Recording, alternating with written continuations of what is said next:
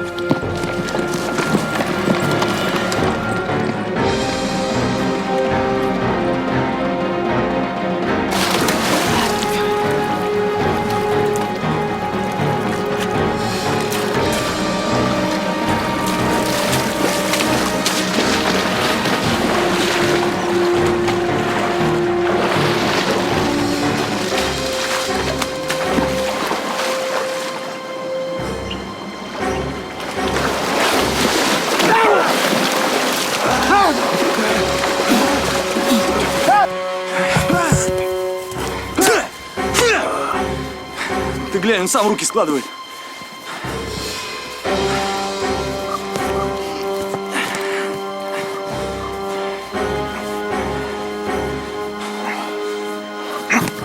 Готово? У меня еще не готово. Матроса на вас нет. Узлы вязать. Я привык узлы рубить, а не вязать. Интеллигент живый. Ой, боже, что вы говорите? Ладно, все.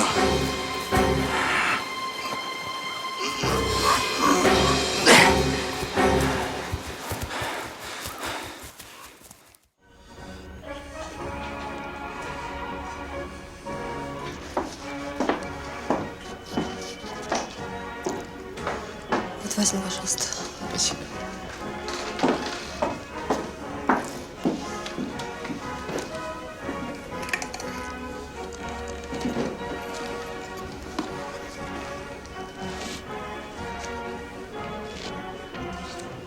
В то утро я получил шифровку из центра. В ней говорилось об одном происшествии в Карпатских лесах. Сбежавший из плена рядовой Филенко был схвачен советской разведгруппой и рассказал, что недалеко от линии фронта немецкое командование руками военнопленных ведет грандиозное строительство. На этой стройке 50 человек умерло только за последние дни. Немцы очень торопятся. Мы круглые сутки строим. Это точно пусковые установки. Я до войны инженером был. Знаю, как они выглядят. Хорошо, Филенко. Мы все это проверим. И для тебя же лучше, если все это окажется правдой. Знаешь приказ товарища Сталина о солдатах, захваченных в плен? Не верю я ему, товарищ полковник, не верю. Говорит, что бежал из плена. А как он туда попал? По его словам, рядом разорвался снаряд, был без сознания, контуженный. А по данным командования полка, он пропал без вести. Значит, его слова подтвердить никто не может. Что ты от меня хочешь, майор? Я прошу вас, товарищ полковник, передать его к нам, в СМЕРШ. К сожалению, это пока невозможно. Хочу напомнить вам, товарищ полковник, что есть установленная процедура по проверке бывших военнопленных на предмет их сотрудничества с врагом. Послушай, майор, я не хуже тебя знаю порядок. Филенко останется у нас в разведотделе. Если мы посчитаем нужным, мы его вам передадим. Понимаю. Но сейчас готовится наше наступление, и враг не дремлет. Малейший недосмотр может свести на нет усилия всего фронта. А если он агент Абвера, что тогда? Я прошу вас, пока не поздно, передать его к нам. Послушайте, майор, я разделяю ваши опасения. Но есть одно очень важное обстоятельство, которое многое меняет в ваших рассуждениях. Какое обстоятельство? Филенко попал к нам случайно, а не перешел линию фронта, как все. И еще одно. Я не думаю, что Абвер настолько информирован, чтобы просчитывать действия наших разведгрупп у себя в тылу. Теперь, простите, мне надо работать.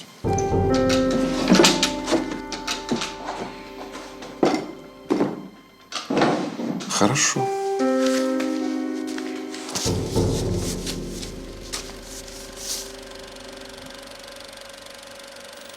В тот момент Германия была готова на все, чтобы отсрочить свое поражение. Осуществлялись самые смелые разработки военных инженеров. Ракеты «Фау». Никто в советском командовании пока точно не знал, как действует это оружие, но предположения были самыми неприятными. Это почти что идеальная позиция для стрельбы. И в случае чего они отсюда и до Москвы достать смогут. Типун тебе на язык. А то, что вся наша ударная группировка у них на ладони, вот это да! Плюс ко всему, по последним данным, немцы ускоренно возводят у предгорья Карпат укрепленную линию обороны, что-то вроде нового восточного вала. Ну, это естественно. Гитлер прекрасно понимает, если он потеряет Венгрию, он лишается транзита нефти в Германию. А без нефти танки – это ничто. Вот когда они достанут свой последний козырь. Вот когда. И вот эта одна ракета, она стоит мощи всего артиллерийского дивизиона. И я не знаю, я даже не предполагаю, какие будут последствия. Кстати, сведения вашего перебежчика, как его? Филенко, товарищ генерал. Филенко. Они не лишены оснований. Что вы там не поделились с контрразведкой? Товарищ генерал, я не отказываюсь отдать Филенко. Но обстоятельства дела вынуждают меня повременить с его передачей. Не кипятись, полковник. Спокойно. Ты знаешь, сколько сейчас в нашем тылу немецкой агентуры? Знаешь? Я понимаю контрразведку. Они считают, что этот ваш Филенко тоже. Это сплошная дезинформация. Товарищ генерал, Садитесь. я вам докладывал об обстоятельствах, при которых Филенко попал к нашим разведчикам. Они видели все своими глазами. Кроме того, какой смысл Абверу передавать сведения о своей секретной зоне, в то время как я 3 месяца бьюсь, ищу подходы, чтобы попасть туда? Нет, я не считаю, что Филенко к нам подослан. Скорее всего, это случай, который бывает раз в жизни у любого разведчика. Что собираетесь предпринять? На следующей неделе мы перебрасываем за линию фронта 2 группы. Кроме того, учитывая сложившуюся ситуацию, Центр направляет в Станиславов своего резидента. Действуйте.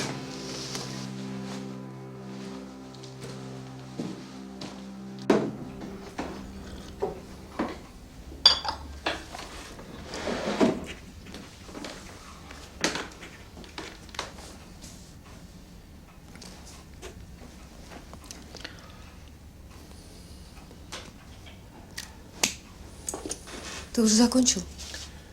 Почти. Можно я посижу у тебя?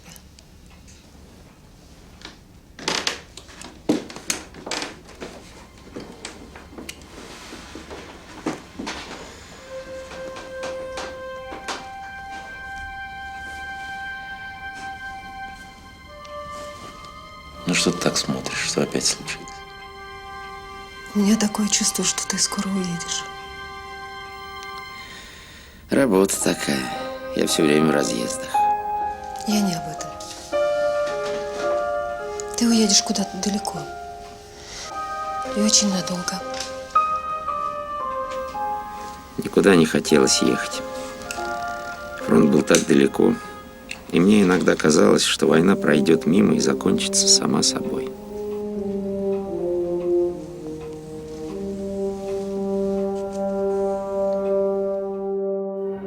Хай Гитлер! Хай, Гитлер! Хайер, что наш беглец? Пока новостей нет. Что русский передатчик? Вторые сутки молчит. Полагаю, их разведгруппа ушла вместе с Филенко. Ну что ж, будем считать, что ему удалось. Отличная работа, Вальтер. Благодарю, господин оберфюрер. Можете быть свободны. Хай, Гитлер! Полковник Ракитин в тот момент и не подозревал, насколько хорошо немцы контролировали его действия. Все происходящее неизбежно втягивало армию в ловушку, которую тщательно и давно готовили. Соедините меня с рейхсфюрером. Не понимаю вас, Отто. Зачем вам туда ехать? Станиславов. Это же почти прифронтовой город. Коммерция – это всегда риск, дорогой Вильгельм. Тем более на войне. К примеру, я еле унес ноги от американцев в Италии, но при этом очень неплохо заработал. Кстати, отчасти благодаря вашей протекции. Ну, не стоит благодарности, Отто. Ваши консультации относительно ценностей, вывозимых из восточных колоний, сэкономили нам время. Ну да. Уйму времени. Так что мы с вами квиты. Понимаю. Так что касательно моей просьбы? Хорошо. Я дам вам рекомендательное письмо, если вы так просите. Ну, хотя не знаю, пригодится ли оно вам. Покормите, пожалуйста, птичек. 5 пфенигов. Позвольте мне. Да, пожалуйста. Спасибо. Благодарю. В управлении СС Станиславова работает мой университетский товарищ Вальтер Груббе. Чересчур педантичен, настоящий служака, но парень хороший. Думаю, вы друг другу понравитесь. Благодарю вас. Ну, не стоит, а то не стоит. Зайдите ко мне завтра. 3 часа. Ну, если, конечно, к тому времени не передумаете. Надеюсь, что нет. Тогда до завтра. Рад был встрече, господин Риттель. Взаимно, господин Шмидт. Всего хорошего. Цель поездки была следующей. Узнать, правду ли говорит Филенко, разобраться, что за строительство происходит под Станиславовым, и постараться не выдать себя. Последнее до сих пор у меня получалось особенно хорошо. Войдите.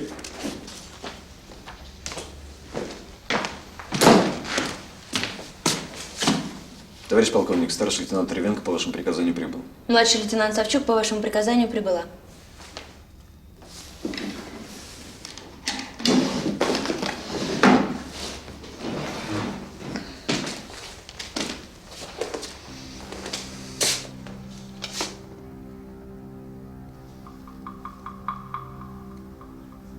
Ваши документы.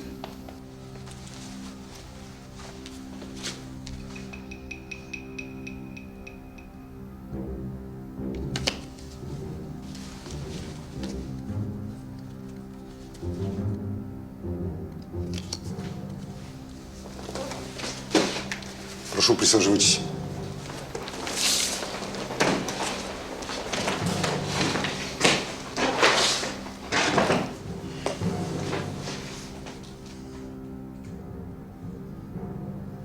Похоже. Простите, товарищ полковник. Я просил, чтобы мне прислали пару внешне похожих друг на друга, как брат и сестра.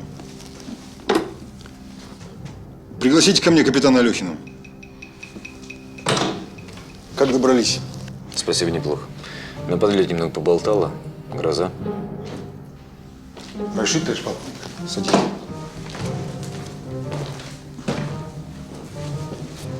Итак, с этого момента вы больше не Максим Ревенко и Галя Савчук, а Василь и Мария Шипитько, брат и сестра. Ваш отец, Степан Иванович Шипитько, был заместителем начальника полиции в Старой Ужинице под Черновицами.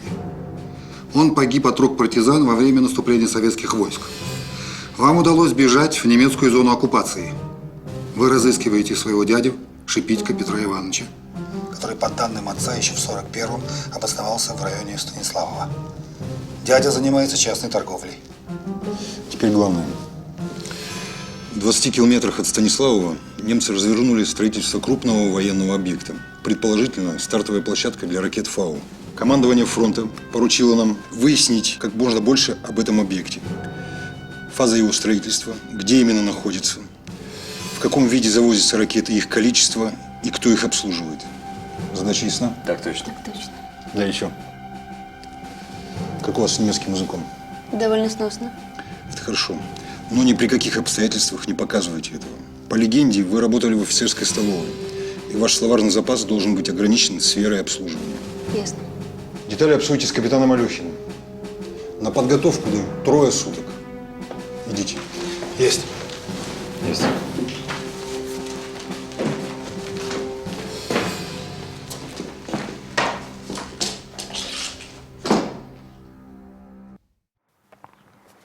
Анна уже привыкла к моим отъездам.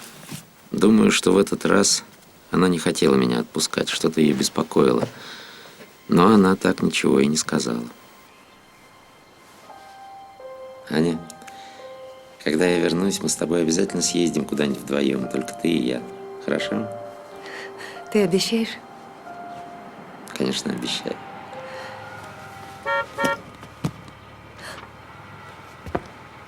Не волнуйся. Это такси.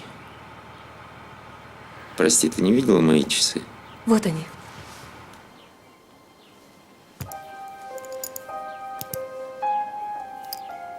Какая же ты у меня Какая? заботливая. Я образцовая арийская жена. Кухня, дети, церковь.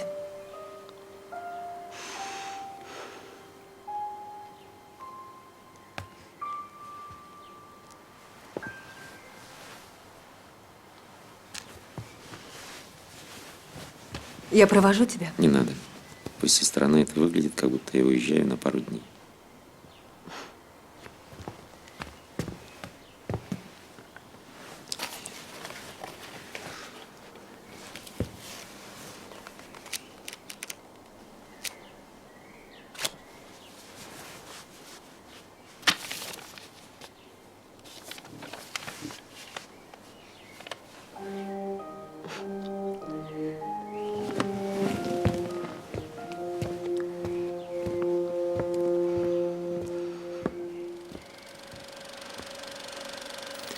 Старый Львов.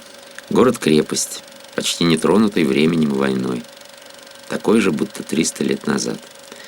В другое время я бы обязательно осмотрел город. Наверное, даже сделал несколько фотографий. Но не сейчас. Меня уже ждал связной. Условным знаком у нас был портсигар.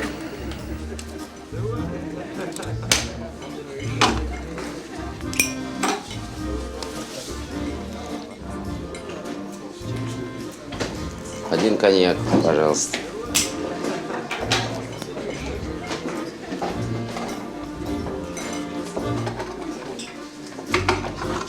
Хотите цветочки? Благодарю. Спасибо. Прекрасный запах.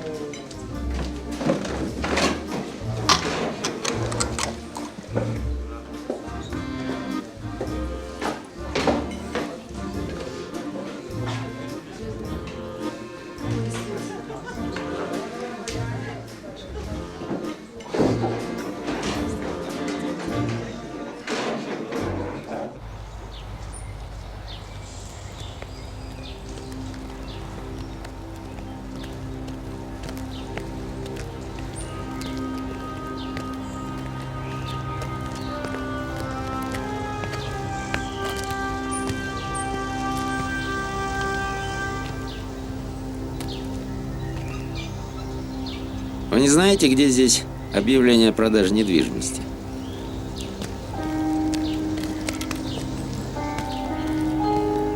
Объявления о продаже недвижимости печатаются только в газетах. Здравствуйте, Отто. Здравствуйте. Прогуляемся?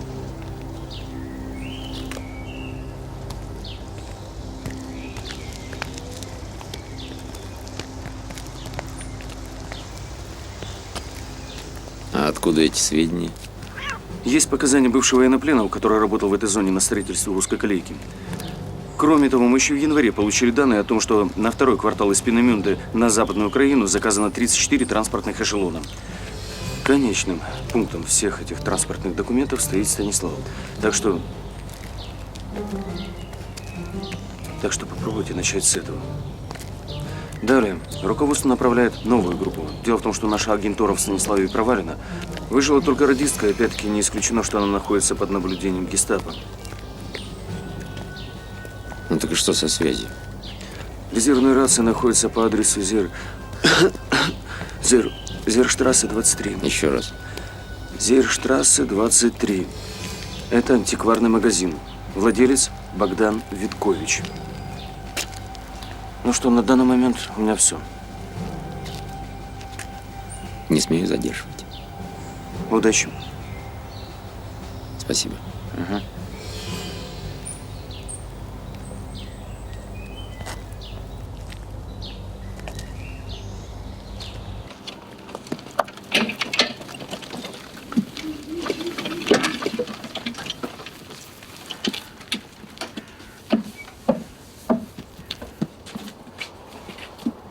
Понял вас, товарищ Третий?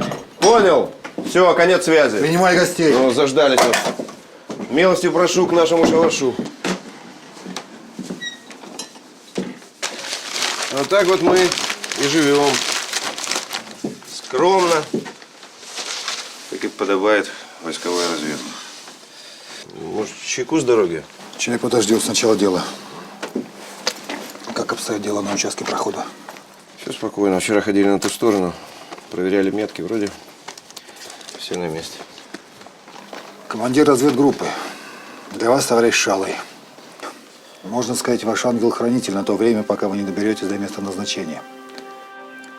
Позже познакомитесь с остальными разведчиками. Предупреждаю, никаких имен, только псевдонимы. И помните, от успеха вашей группы зависит успех всей операции. Так точно. Так точно.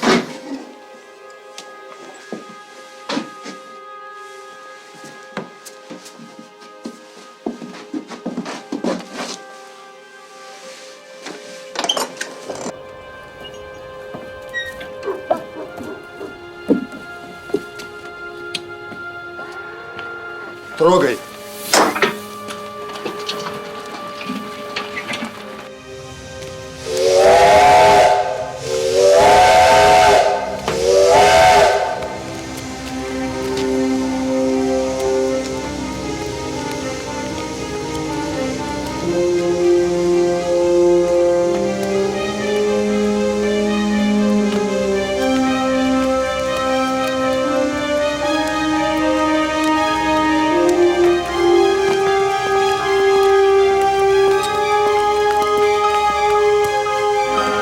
Господин Риттель, Да.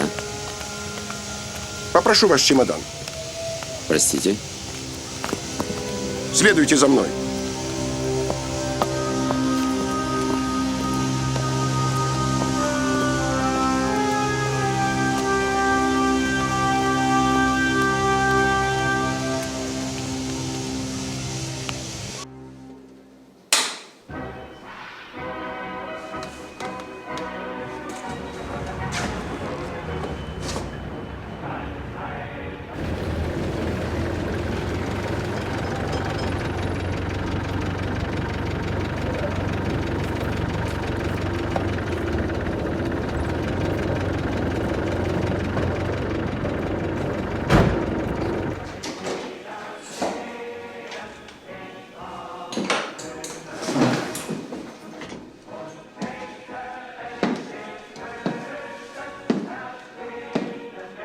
Господин Виттель? Да. Простите, с кем имею честь? Груббе. Вальтер Груббе. Наш общий знакомый Вильгельм уже дважды справлялся о вас по телефону. Прошу. А я всю дорогу теряюсь в догадках. Чем эта моя особа могла заинтересовать службу безопасности? Простите. Мой помощник Франц излишне молчалив и исполнителен. Пока свободны. А Гитлер? Коньяк. С удовольствием. Прозит? Прозит.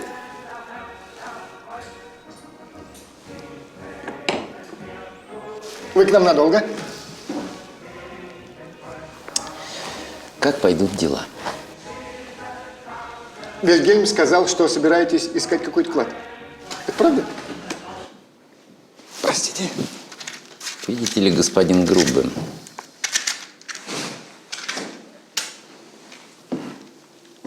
зовите меня просто. Вальтер.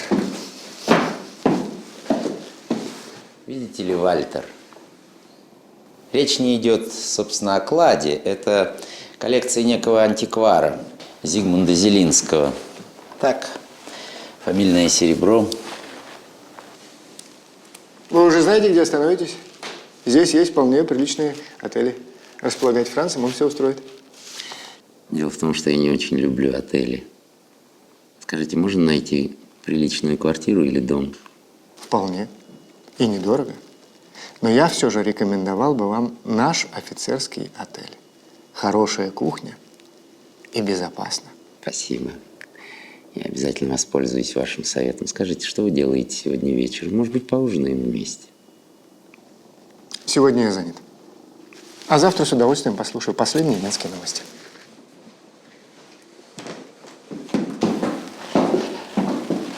Когда вам будет удобно? 8. Буду ждать нашей встречи. Приятно было с вами познакомиться, Вальтер. Взаимно. Франц отвезет вас, куда скажете.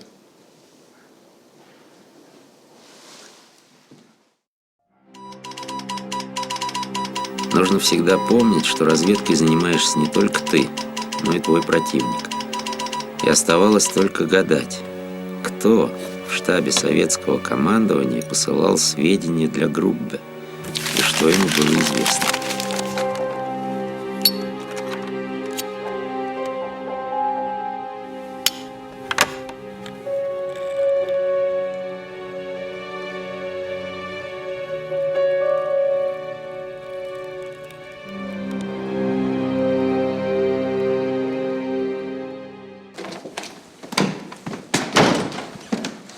Хайль Гитлер. Шифровка от Птицелова, господин штандартенфюрер.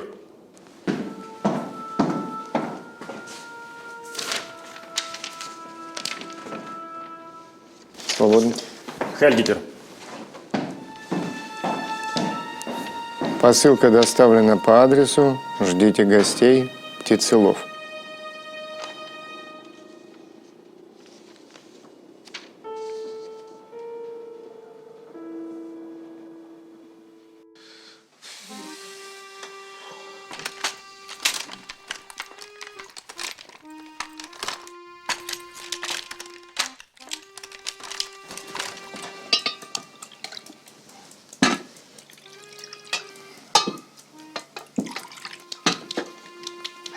А можно вашу руку?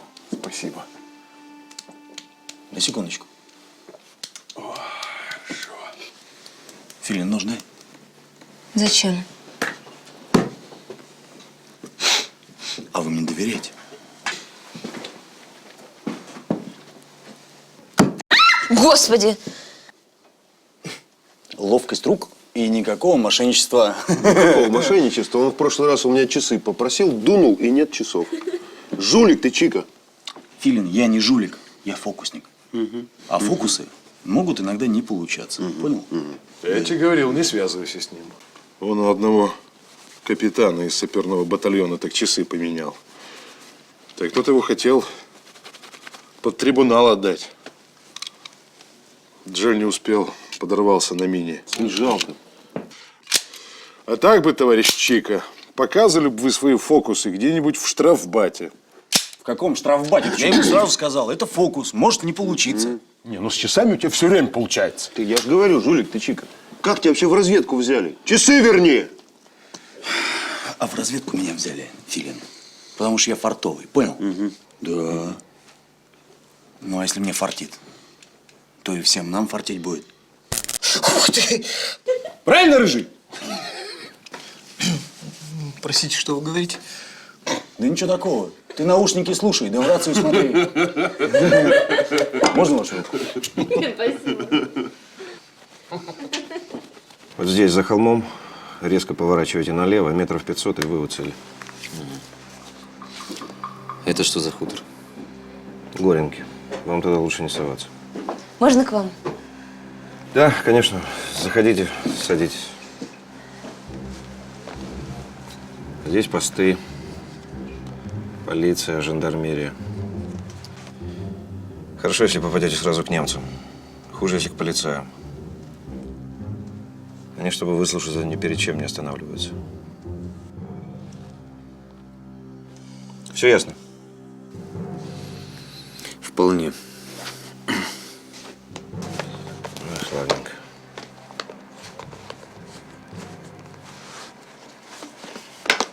Как вам, мои ребята? Смешные. Особенно Чика. Чик. Это он с виду такой балагур. На самом деле парень золото. В таких передрягах бывал. Фартовый. Фартовый. Наверное, все мы фартовые, если целыми оттуда возвращались. Давайте-ка выпьем по маленькой. За фарт. Потому что вариантов у нас немного. Либо вернуться, либо погибнуть. Третьего не дано.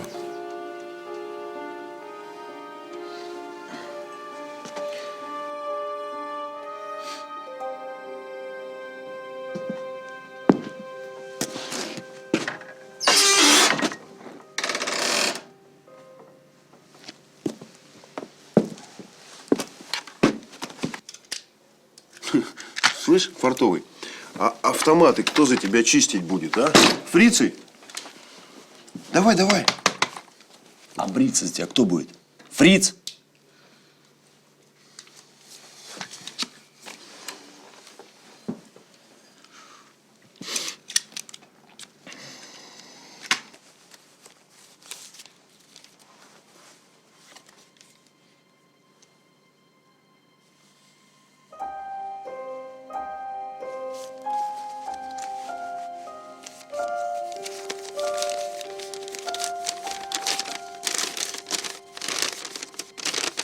Дорогой мой братик, я живой и здоровый, чего я тебе желаю.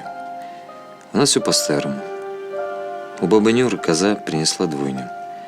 Один козленок белый, а другой серый, очень похож на нашего Лешку. Кузьмич справил себе новый забор, да на радостях запел. Гуляли всем селом. Я собираюсь идти на курсы медсестер. Не могу сидеть без тебя дома. Не знаю, как сказать о своем решении маме. Пожалуйста, не брони меня. Надеюсь, мы скоро встретимся на фронте или дома, как будет угодно Богу. Целую. Твоя Тамара. Ах, как я вам завидую вот там. Вена, наверное, лучший город на земле. Я провел там 6 незабываемых студенческих лет. Как? Вы разве сами не из Вены? Нет, я из Зальцбурга. А вы? Я родился в Будапеште. Будапешт тоже очень красивый город. Да. Но Вена все-таки лучше. Хотя бы потому, что там не так много мадьяр. Не любите мадьяр? Они все же наши союзники. Я далек от политики, но как деловые партнеры они очень ненадежны, ленивы, нечистоплотны. Впрочем, как и славяне. Это точно. Нет, благодарю. Вы что, любите водку? Это единственное, за что можно уважать русских. Прозит? Прозит.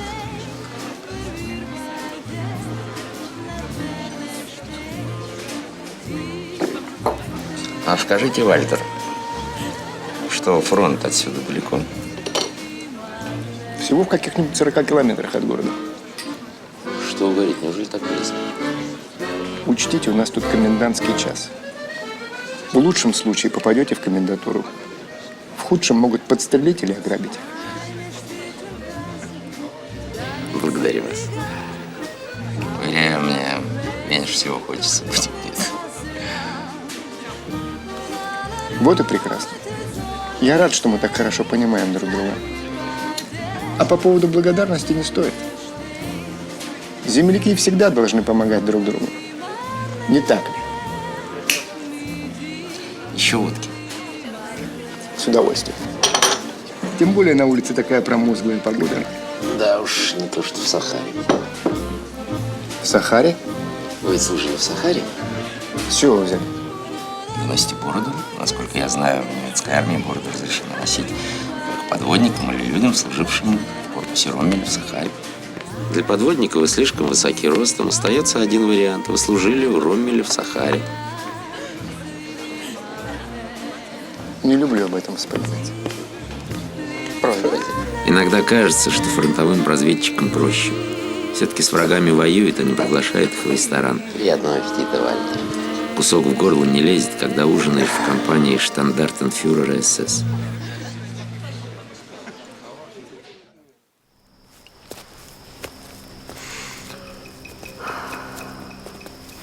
Не спать, солдат. Комбата позови. Сейчас, сейчас.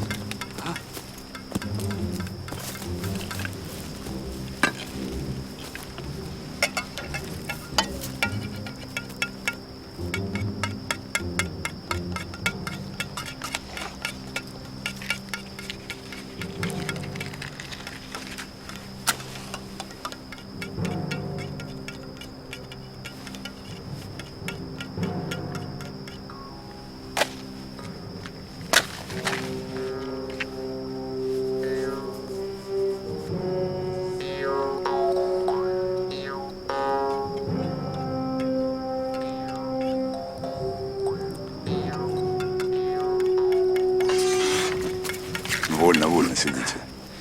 Здорово, разведка. Товарищ майор, здравия желаю. Желаю. А у меня к вам вопрос, можно сказать, личного характера. Комбат! Слушай, давай потом. Хорошо. Заждались мы вас, капитан. Да ладно. Что слышно? Да тихо. Постреливают изредка так, для порядка.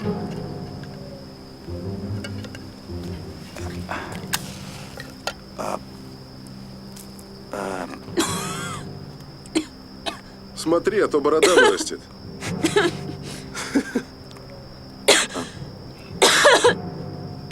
Чтоб фриц не заметил.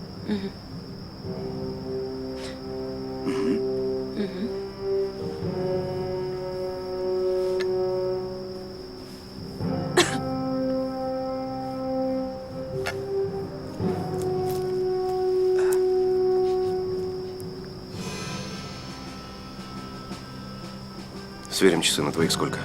На моих без 20. Очень смешно. Нашел время.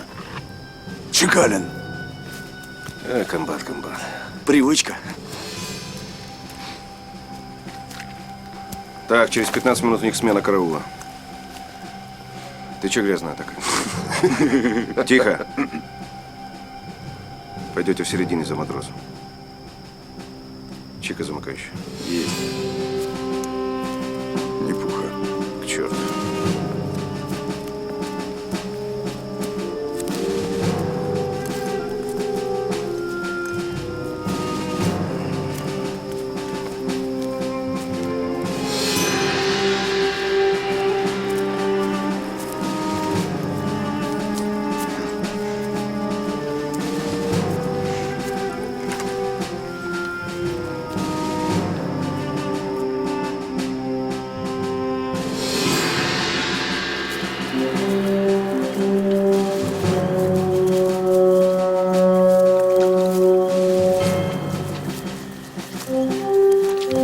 Мне оставалось мало времени. Зато я был не один. Еще 2 группы шли через линию фронта мне на помощь. Разведчики Мосина и законспирированные агенты, ненастоящие брат и сестра.